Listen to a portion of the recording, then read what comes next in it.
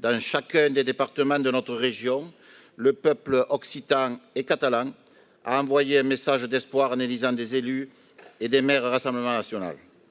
De Vauvert à Montauban, de Bagnols-sur-Cèze à Carcassonne, de Castres à Rivesaltes et de Agde à Canoës, des milliers d'électeurs ont choisi de tourner la page d'un vieux système et de reprendre leur destin en main. Nos villes sont tenues propres, sécurisées. À Perpignan, à Beaucaire, comme à Moissac, nos maires ont été réélus. C'est la preuve que lorsque nos idées sont appliquées, elles fonctionnent.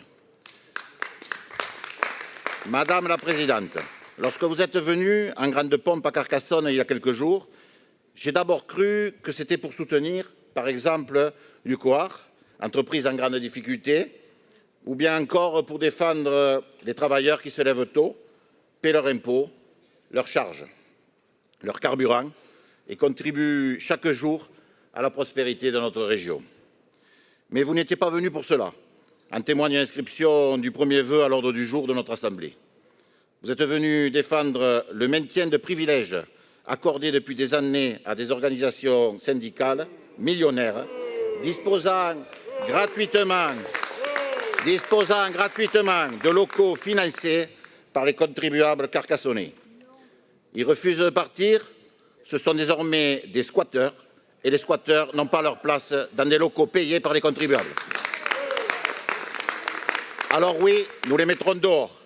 Je tiens toutefois à préciser qu'il ne s'agit en aucun cas des syndicats représentatifs des employés municipaux. Ceux-ci accomplissent leur mission de défense des personnels avec sérieux et dans un climat de dialogue apaisé. Je veille personnellement, d'ailleurs, à ce qu'ils disposent de locaux et du matériel nécessaire à l'exercice de leur activité syndicale. Ce que nous remettons en cause, ce ne sont pas des syndicats, mais des situations de privilèges qui n'ont plus lieu d'être et qui ne sauraient perturber aux frais des contribuables. Eh bien oui, Madame la Présidente, chez moi, à Carcassonne, les privilèges, c'est terminé. C'est là toute la différence entre votre vision et la nôtre. Vous défendez un système de privilèges qui perdure depuis trop longtemps, au détriment de ceux qui travaillent, entreprennent et paient leurs impôts. Nous défendons des travailleurs qui demandent simplement que leur argent soit utilisé avec rigueur, responsabilité et bon sens.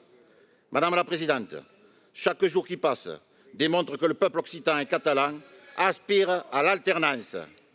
Car lorsqu'un peuple décide de reprendre son destin en main, laissez parler, Monsieur Barthès. Aucune élite, aucun appareil politique, aucun privilège ne peut durablement s'y opposer. Et ces privilèges, ceux des amis de vos amis, qui se sont accumulés au fil des années sur le dos des contribuables, je vous le dis, c'est désormais terminé. C'est la raison pour laquelle nous voterons contre cet ordre du jour. Je vous remercie.